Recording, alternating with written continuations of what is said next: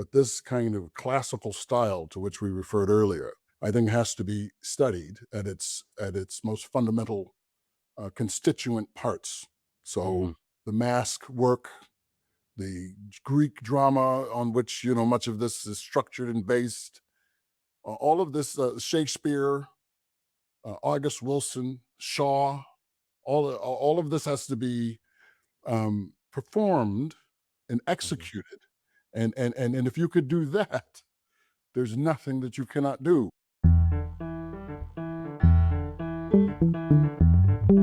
What's going on, everybody? My name is Hassiem Muhammad, and you are listening to The Actor's Instrument, Tools for the Long Game. Before we dive in, I just want to give a shout out to all of our new subscribers. Thank you all so much for joining the family. If you haven't already, smash that subscribe button. We need 200 more subs to hit our next goal, so I really appreciate it. Thank you. Purpose won the Tony Award for Best Play in 2025. This show explored a Black American family's political legacy and became just the 11th play written by a Black playwright to win the Pulitzer Prize for Drama. This play and its cast will forever be a piece of Black theater history, and I'm joined today by one of the stars from the show, Harry Lennix. Harry is a film, television, and stage actor who has hundreds of credits to his name. He was the first distinguished recipient of an Ollie Award for his portrayal of Malcolm X at the Goodman Theater in Chicago. He made his Broadway debut in August Wilson's Radio Golf and recently starred in the Tony Award-winning production of Purpose on Broadway.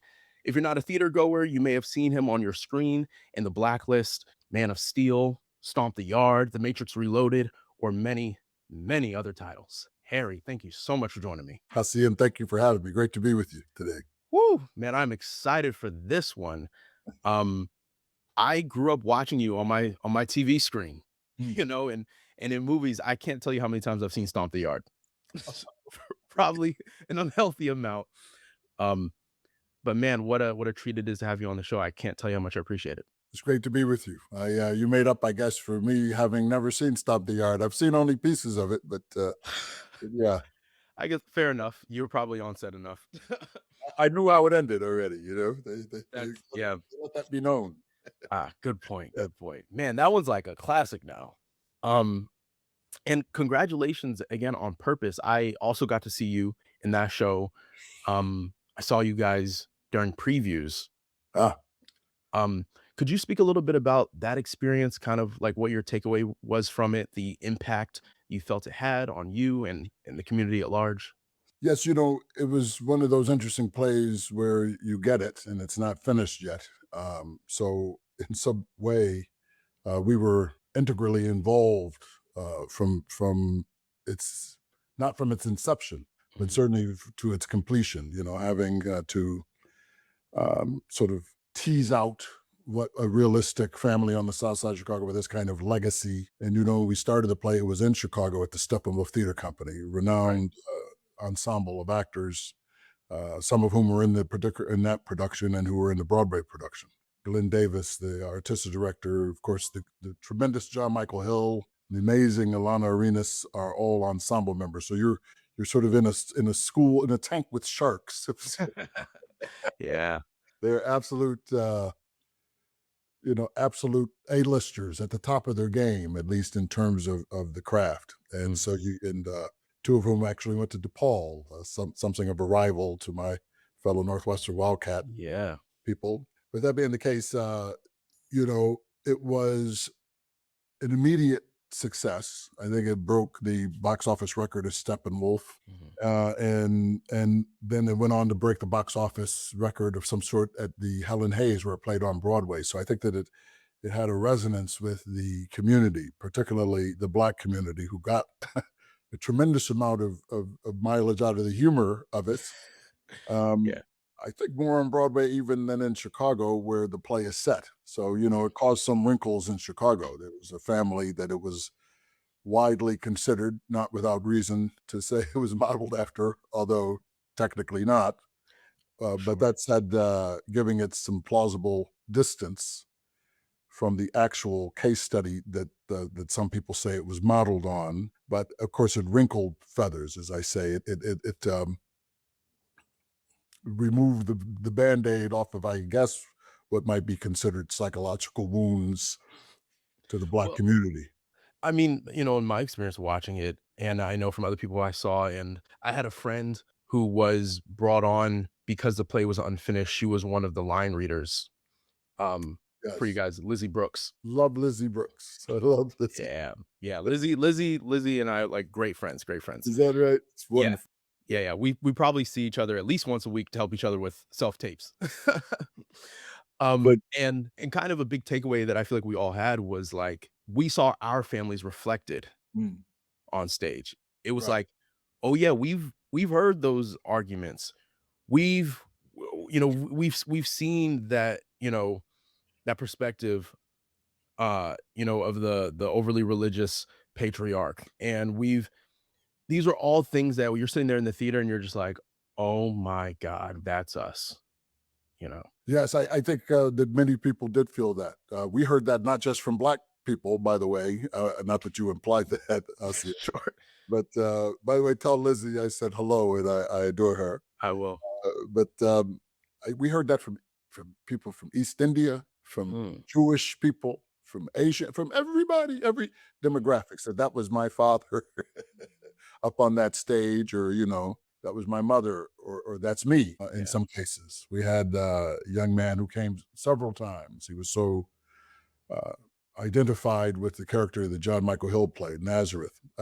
mhm, So yes, I think that the universality of the play makes it, in my view, Hassiem, the quintessential play of the of this millennium thus absolutely. far, because I think it creates a kind of psychodrama of the psychodrama of this particular moment of the old guard, the boomers, vis-a-vis these, the gen whatever they are people now, Yeah, and it is that confrontation, that finally that conversation. I think that it talks about intersectionality yeah, in a way that is inclusive of I think every major topic of the day. absolutely. I couldn't agree more.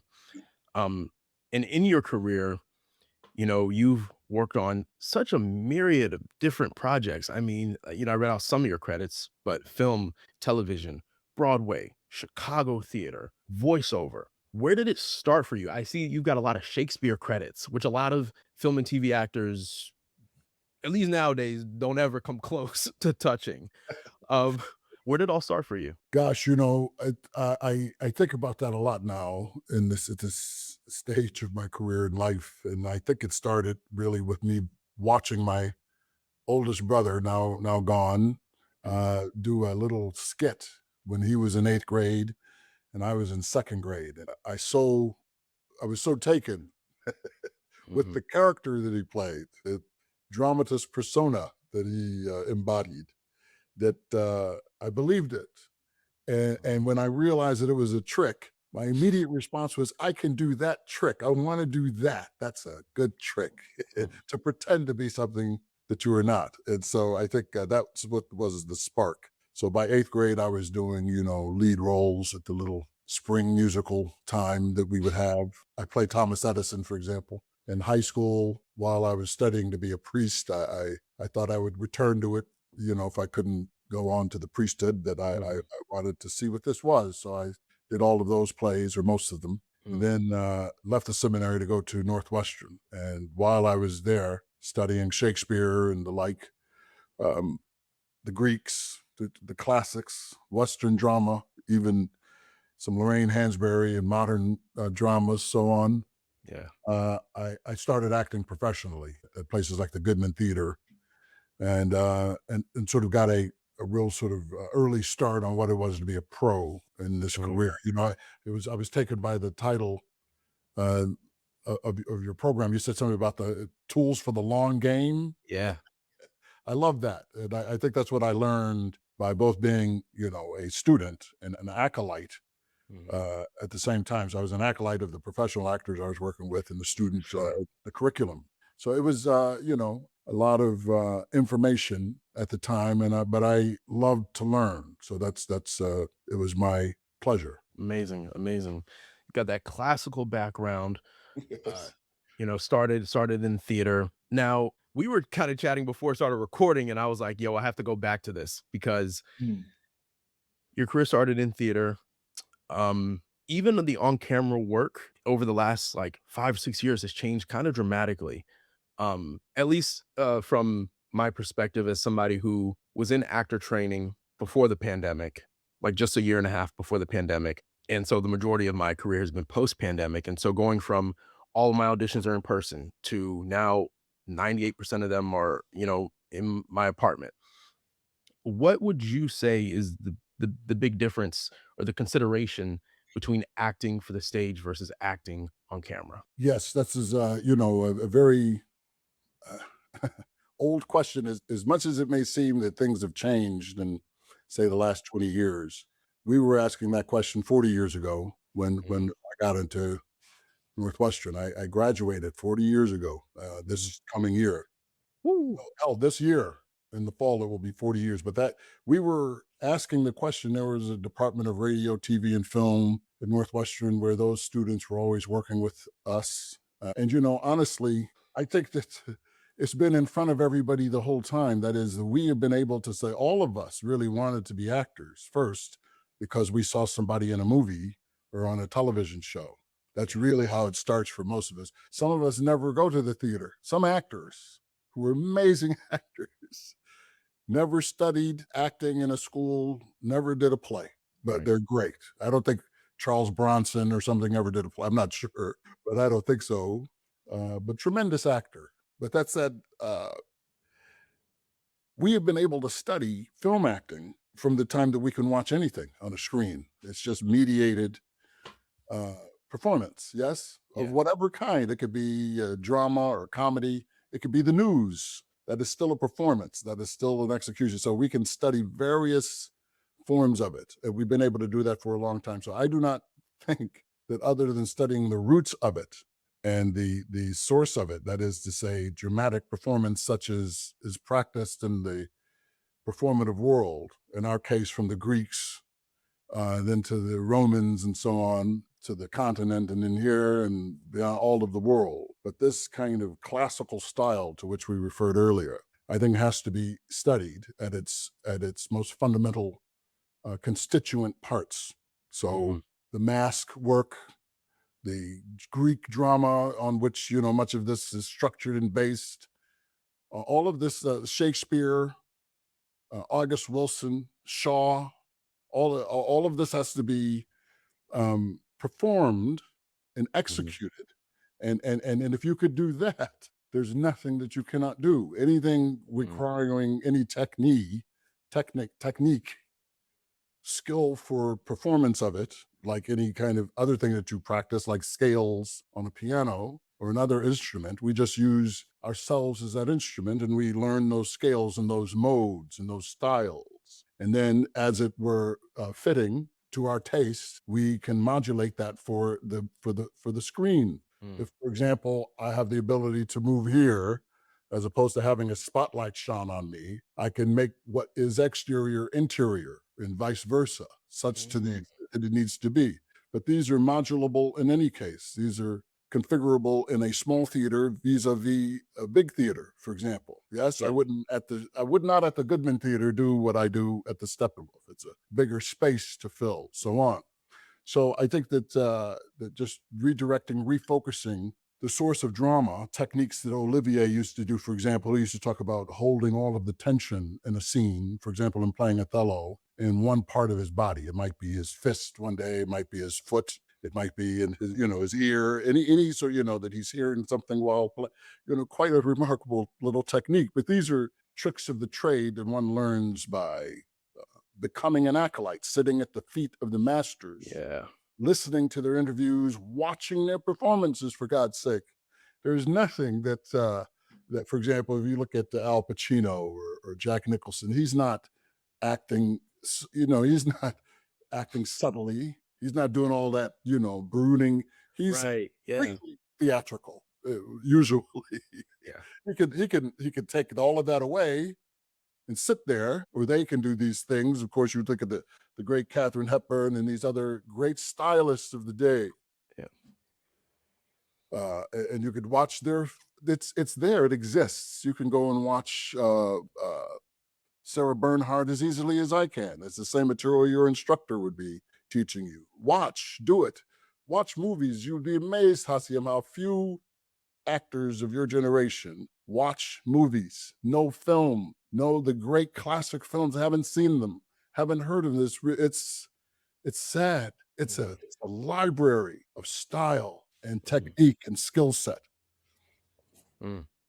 Say that. Say that. No, I love it. Where I heard recently, I forget who said it or where I read it, but it was something along the lines of, if you say that you're a thing, Mm. would someone on the outside watching your actions have the same perception as you? Meaning, if you say you're a carpenter and you never pick up a piece of wood, Mm. would somebody, but you're like, but I got my degree in carpentry. I'm a carpenter, so as it relates to our craft, it's like, if you're an actor, if you say you want to be on film, as you said, like, well, are you watching film? Are you studying it? I mean, the way you were describing your recollection of Olivier's technique, I'm sitting here listening to you and I'm going, whoa, Henry is a student of the game. Like you are a student and an appreciator of the craft itself. And I can only imagine that's contributed to much of your success. Uh, yes, I think so. I'm a huge student of the game. I'm watching every time I go. It's not like, I'm watching every time I'm out in the world, and I'm watching every time I go to the theater. There are, for example, I learned a lot from these younger actors than I in purpose. I learned a lot from John Michael Hill and his technique, and Cara Young. Cara Young is a new thing, but she's she's a throwback to the star actors of the past, and so uh, I'm a student of it, modern 100%. and old. 100%. Now, speaking of throwing it back, I've got a game for us to play. Okay. All right. I'm calling this It's Your Line Anyway. And I've got 5 lines that you have spoken in various roles throughout the years. So we're going to try and see if you can recollect / guess which project each line is from. All right. Here's the first one. Are you telling me that 75 Black and brown women took the United States military armory unarmed? Chirac. Bingo. Chirac. Phenomenal film. Yeah. Phenomenal. Okay, next one. It'll take out more than that. It'll wipe out our entire defense system. We blow an The Matrix. Yeah, I didn't even have to finish it. Matrix Revolutions. Reloaded. Reloaded. Yeah, that's what I mean. Yeah, Matrix 3 Reloaded. Revolutions. Yeah. All righty. You got that one quick. Okay. I tried to give you a couple of bullets for free. That was kind and generous of me, wasn't it? Wow, I don't even remember the name of it, but it's with Dale Wesson. It was I tried to find some like not as popular ones. With Jack. I can't remember the name of the piece. So this one was Sonny and Ray Ray. Which I haven't seen. But I was like, because I hadn't seen it, I was like, oh, maybe this would be a good one, a good curveball. I don't think it was ever finished. Really? Yeah, I don't think so. Yeah. Wow. Well, I found it online. I found a clip. I found a scene online. Yeah, I think that's what was finished. Oh, well, that explains it. All righty. We're going to bring back the whole area, get some houses and some stores and shops. We're going to rebuild the whole neighborhood. Radio Golf. Yes, sir. Taking it to the stage. That's right. Good. All right, last one. I can dance all night if the music's right. Ain't nothing I can't do. I could build a railroad if I had the steel and a gang of men to drive the spikes. I ain't limited to nothing. That's got to be, is it Floyd Barton from 7 Guitars? No, but in that universe, it's the... Oh, is it Levy? Nope. I can dance all night if the music's right. Ain't nothing I can't do. I could build a railroad if I had the steel and a gang of men to drive the spikes. I know. I ain't limited to nothing. I don't know. I can't call it. All right, this one's King Hedley II. Ah! I love playing that part. Oh my God. It's so good. It's a great, great part. I was trying to pick a line. I'm like looking through the play and I'm like, they're all so good. Oh, So what a good. part. That's a heartbreaking part, you know. I've also had the pleasure of seeing it done by Oh, nice. Russell Hornsby did it.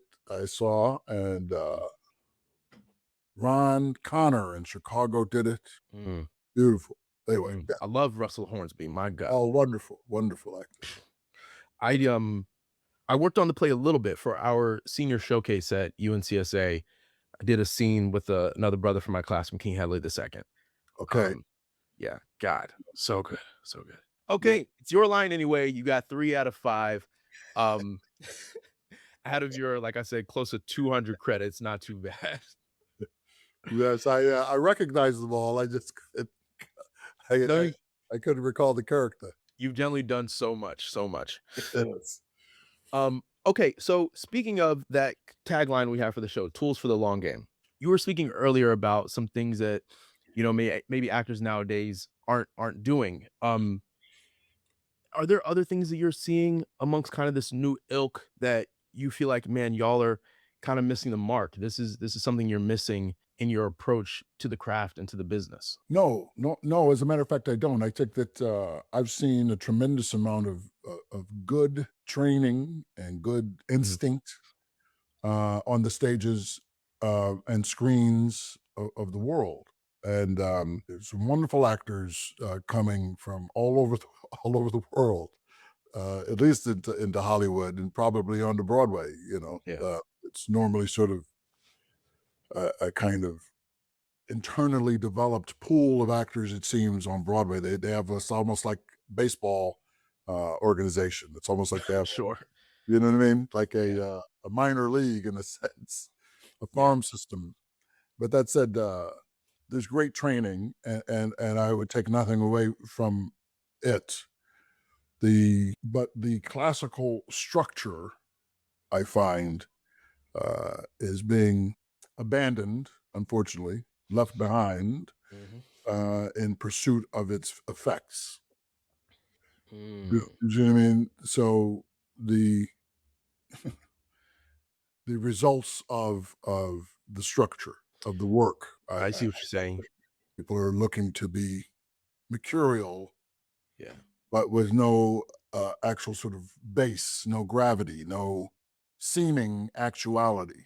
I mean, it's all an illusion in any event, but there are things that by study of the fundamentals, Mhm. fundamental techniques and methods, most of us having studied some variation or corruption of the Stanislavski actor prepare method, Yep.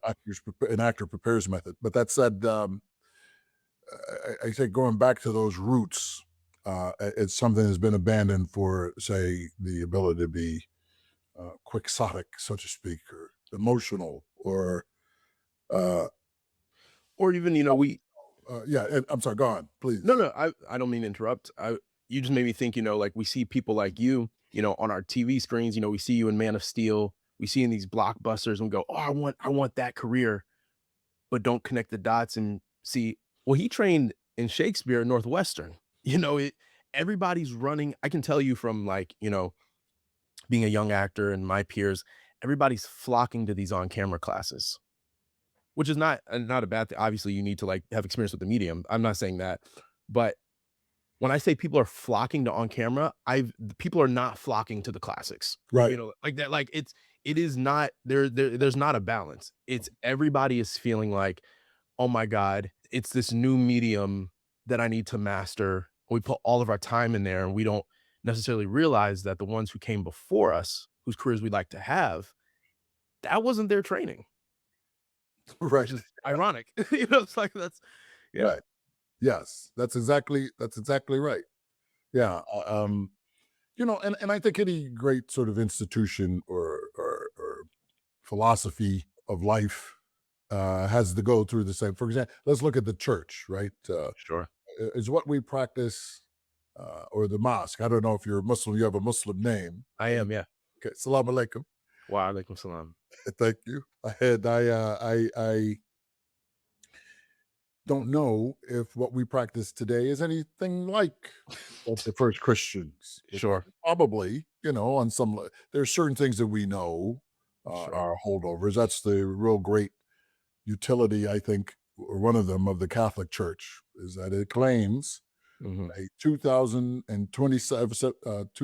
year history Right. with the faith and with those who it was given directly to by our Lord the Christ, they say. And so I believe that any other religion is the same, Islam, Yeah. Judaism, so on. With that being the case, we have to wrestle with it in our current time. That is okay. We're supposed to do. That's the point of it. That's why we study Mm. what it was to see how it might be integrated and inform what is this new or what seems to be new medium. But the medium itself is not new. Film is not new. Television is not Right. new. These are not new. They've been around for a long time. The ability to record and preserve Right. as best possible without being able to capture the visible or sonic performance that's been around a long time, and how best to make that preservable. That is, how to do it in a way that is great and fitting, solid, true to itself, is to study the form, the classics, the Mm. basis. I love that. I haven't had anybody on the show that has brought us to this point, interestingly enough. So I'm Mm. I'm super appreciating this. Um, in your career, I mean, you've worked with Spike Lee, Felicia Rashad. You've played characters like Malcolm X and Barack Obama. I've heard interviews with you where you speak about the importance of social justice and you speak about the importance of faith. And so I wonder, what's that intersection for you? Like, where's the, this episode is going to release during Black History Month, and it seems like that's kind of been the Black experience has been a pointed piece of your career. And I'm curious, your thoughts on the significance of Black culture in in the media, in theater, in the zeitgeist as a whole, the importance, the impact. Yes. Well, just a brief correction. I've never played Barack Obama. It would take a lot more than whatever they pay me to play the American president. I thought I saw it was for like a not a it wasn't a I thought it was like for a maybe it was a misrepresentation of what you did. I think it was said some like a not a skit, but it was like a It was a skit. It was a skit okay. for a show called Little Britain USA. But when I That did was it. that, yeah, I think when I did that, my friend David Schwimmer, by the way, directed that episode, and I was with Paul Rudd in one of those scenes. It was yeah, it was like a comedy. It wasn't like you weren't, it I wasn't. wasn't playing any specific person. I was just playing an American president. Oh, got you. Obama at that point wasn't even the president, for example. And I certainly, you know, in my view, people ask me this question a lot, Hassiem. I came before Barack Obama. Obama is impersonating me, in my view. Who Let and them what, know. and I could see bits of some of the game, some game. But that said, uh, I have looked at Black culture as perhaps the most important frontier uh, to be restored. No, I believe that Black culture, such as it is, that is our music, our literature, our dance, uh, our oratory, is the most important contribution to the United States of America, and therefore arguably the whole world. I think Mhm, that as Black culture is, it is the pulse, the finger on the pulse, at least, of the heartbeat of the American experience. mm, That is, being in this new world where through a rough beginning, uh, a, a a a path forward to a smoother place, a land of milk and honey, if you will, a more perfect union can exist, and through which it must exist unless it is destroyed. And I see considerable efforts being made to co-opt Black culture, certainly Black performance culture, Black mhm, style, uh, Black methodology vis-a-vis things like, the modern civil rights movement. Um, Now, some people conflating that with the social justice movement, which is a bigger thing, and I think perhaps not the same thing. Once mm, again, it gets back to the idea of sometimes people chase the effects of the source and the foundation. and it is therefore really not any longer the Right. fundamental thing. I think of that through as social justice, but that being the case, my raison d'etre right now, my whole reason, I think that what my purpose, to quote the play's title, Bringing it is, back. yeah, the circle back there is to restore, as it says in Isaiah 61:4, to rebuild the ruined city, to Mm, bring back what was there out of the devastation, is to put back what gave us the ability to be where we are and to be the most, if you will, emulated people on the planet vis-a-vis our coolness, our soul.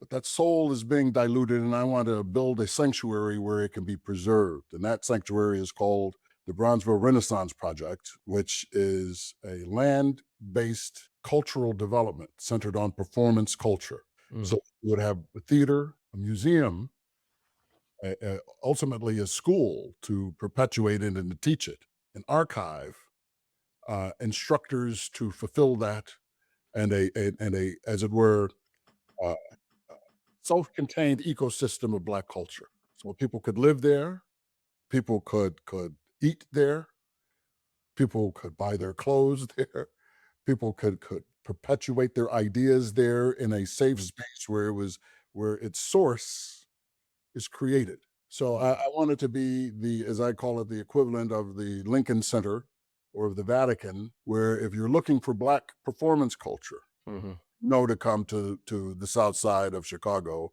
to Bronzeville, where much of it was invented. And mm, so that's where I place it. And I think that anything in my life, which is really what you were asking about how it has informed my career and the yeah, choice that I've made therein, is that I have to be true to what I think is the most representative of it, not the bastardization of it, not the corruption of it, not making it for the palatability of some other outside source, but to be true to itself. And I think in so doing, we can have some piece of that spirit that informed the creation of it.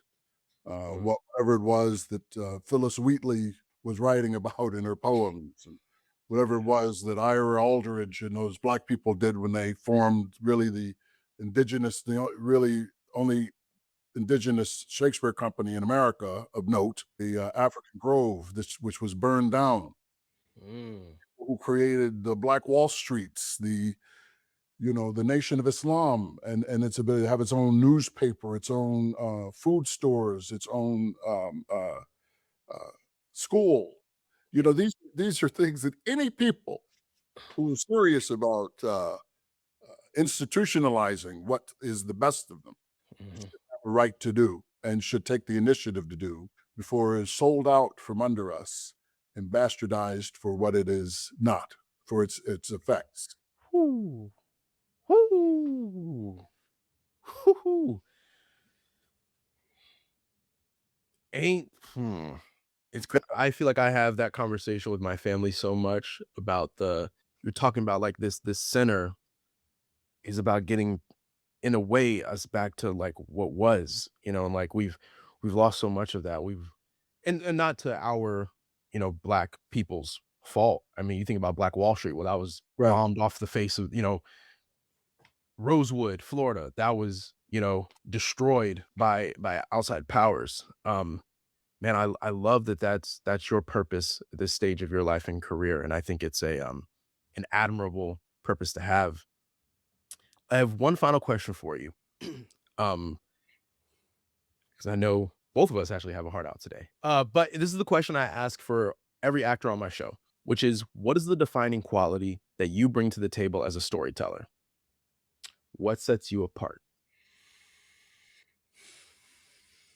I think that what sets me apart is the ability to ground an elevated concept, is to ground something that is lofty, to bring it into a kind of physical form. Mm.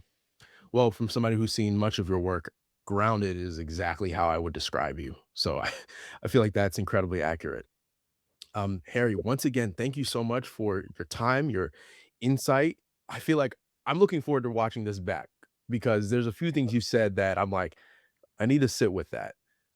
So thank you so much for coming and sharing with us today. It's my great pleasure, Hassiem. I'm honored to have been asked, and keep going. I'm gonna make sure on my part, I can get you this 200 extra subscribers. I appreciate you. Alrighty, folks, if you enjoyed this conversation with Harry Lennix, then you'll love a recent interview I did with Andrew Pastides, so be sure to check that out. Major thanks to you all for tapping into this episode of The Actor's Instrument. Before you go, as Harry said, make sure you hit that subscribe button, and shout out to our co-producers and distributors over at Next Chapter Podcasts. We'll be back next Tuesday. Until next time, y'all. Peace.